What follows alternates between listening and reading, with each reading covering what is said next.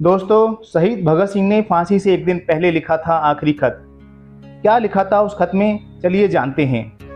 भगत सिंह 23 मार्च 1931 की उस शाम के लिए लंबे अरसे से बेसब्र थे। एक दिन पहले यानी 22 मार्च 1931 को अपने आखिरी पत्र में भगत सिंह ने इस बात का जिक्र भी किया था।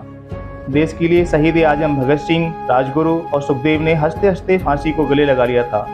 जिस दिन उन्हें फांसी दी गई थी उस दिन वो मुस्कुरा रहे थे।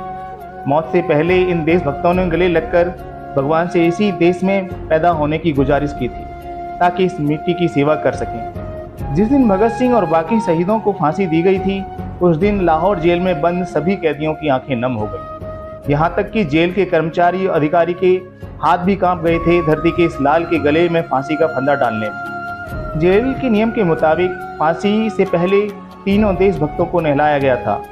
फिर इन्हें नए कपड़े पहनाकर जल्लाद के सामने किया गया जिसने इनका वजन लिया। मजे की बात यह है कि फांसी की सजा के ऐलान के बाद भगत सिंह का वजन बढ़ गया था। 28 सितंबर 1907 को जन्मे इस क्रांतिकारी की जयंती पर देश उन्हें याद कर रहा है। इस मौके पर हम आपको बताने जा रहे हैं भगत सिंह के आखिरी खत के बारे में जो उन्होंने फांसी के ठीक एक दिन पहले लिखा था। एक दिन पहले यानी 22 मार्च 1931 को अपने आखिरी पत्र में भगत सिंह ने इस बात का जिक्र भी किया था।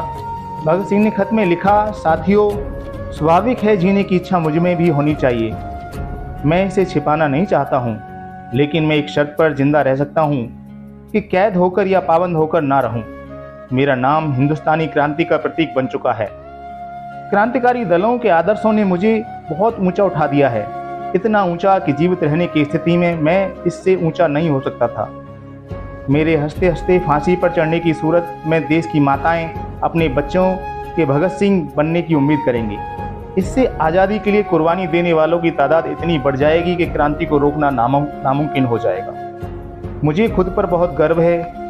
आप तो बड़ी बेताबी से अंतिम परीक्षा का इंतजार है। कामना है कि यह और नज़दीक हो जाए। कहते हैं फांसी से पहले भगत सिंह ने बुलंद आवाज में देश के नाम एक संदेश भी दिया था। उन्होंने इंकलाब जिंदाबाद का नारा लगाते हुए कहा, मैं ये मानकर चल रहा हूँ कि आप वास्तव में ऐसा ही चाहते हैं। अब आप सिर्फ अपने बारे में सोचना बंद करें, व्यक्तिगत आराम के सपने को छोड़ दें। हमें इंच इंच आगे बढ़ना होगा।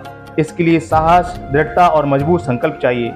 कोई भी मुश्किल आपको रास्ते से डिगाएगी नहीं। किसी विश्वासघात से दिल न टूटे। पीड़ा और बलिदान से गुजरकर आपको विजय प्राप्त होगी। ये व्यक्तिगत जीत क्रांति की बहुमूल्य संपदा बनेगी। फांसी दिए जाने से पहले भगत सिंह, राजगुरु और सुखदेव से उनकी आखिरी ख्वाहिश पूछी गई। तीनों ने एक स्वर में कहा कि हम आपस में गले मिलना चाहते हैं। इजाज़त मिलते ही ये आपस में लिपट गए। तो दोस्तों, कैसी लगी आपको हमारी आज की ये पोस्ट, हमें कमेंट कर ज़रूर बताएं और साथ ही अपने दोस्तों के साथ शेयर करें ताकि हमारे हर देशवासी को इन पर गर्व हो। जय हिंद।